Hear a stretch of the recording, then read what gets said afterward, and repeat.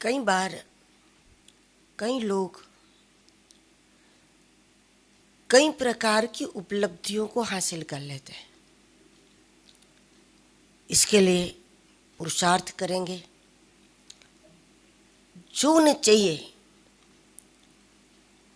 उस चीज को, उस पद को, उस प्राप्ति को वो करके रहते हैं। लेकिन खास बात यह है कि जो प्राप्ति हमको होती है वो टिकती है या नहीं टिकती। दूसरी बात यह है कि कई बार जो चीज हमें प्राप्त हुई वो नुकसान करके जाती है, बर्बाद करके जाती है, बहुत बड़ी हानि पहुंचा करके जाती है। मतलब जो सुख मिला, जो सत्ता मिली, जो पद मिला, जो कुछ मिला, वो कुछ खतरा अपने साथ में लेकर आता है। हर बार ऐसा नहीं होता, लेकिन जो चीज मिले वो अपने साथ खतरा लेकर के ना आए। हमारी कोई उन्नति ऐसी ना हो कि जो हमको जाते जाते अधोगति में डाल कर जाए। वो उन्नति किस काम की जो दुर्गति करके हमसे दूर हो। वो प्राप्ति किस काम की जिसमें कोई स्थिरता ना हो। वो प्रसिद्धि किस काम की जिसके साथ गिरावट का, बदनामी का भय निरंतर जुड़ा हो। और अगर ऐसा होता है तो इसका कारण क्या है? इसका कारण है हमारी प्राप्ति का तरीका ठीक नहीं है। पुरुषार्थ तो किया, लेकिन जिस दिशा में होना चाहिए, जिस प्रकार से होना चाहिए, लोग सुख शांति के लिए आशीर्वाद भी लेते हैं, सुख शांति के लिए जीवों की सेवा करेंगे, गायों की सेवा करेंगे, संतों की, वृद्धों की, कईयों की सेवा करेंगे कि उनके आशीर्वाद से हमारे जीवन में सुख शांति प्राप्त हो। तो ये एक सही तरीका हुआ। या फिर देवार्चन करते हैं, देवता को मानते हैं, भजते हैं, पूजते हैं और उनसे, उनकी कृपा से फल स्वरूप में प्राप्ति करते हैं, वो भी ठीक है। लेकिन जो नहीं होना चाहिए वो क्या है?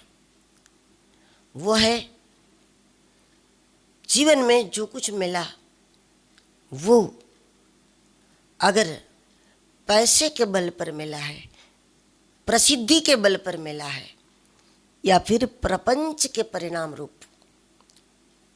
प्रपंच मतलब चतुराई, कूटनीति, षड्यंत्र, बुद्धि लगा लगा करके इस प्रकार से जो कुछ हासिल होता है उसकी टिकने की कोई संभावना नहीं होती।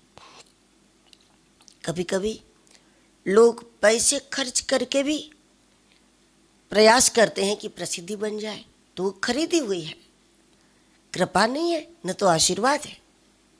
पुरुषार्थ तो उसमें भी हुआ, लेकिन उसकी दिशा ठीक नहीं है,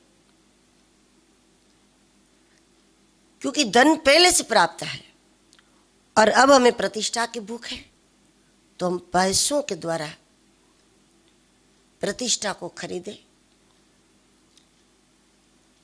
तो वो प्रतिष्ठा मिल भी जाए, लेकिन वो खतरा साथ में लेकर के आती है।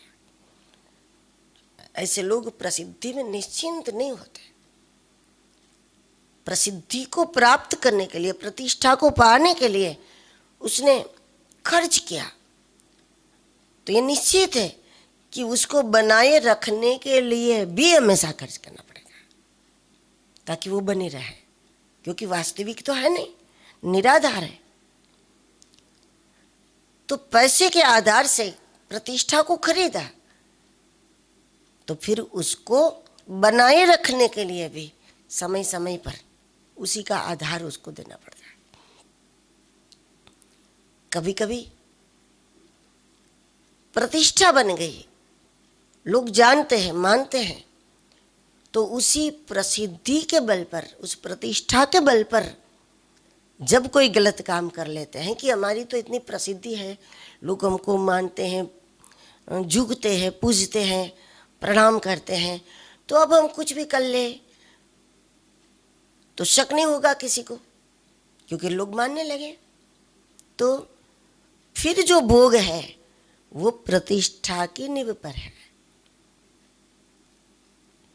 वो सुख, वो भोग, वो कोई भगवती का प्रसाद नहीं है।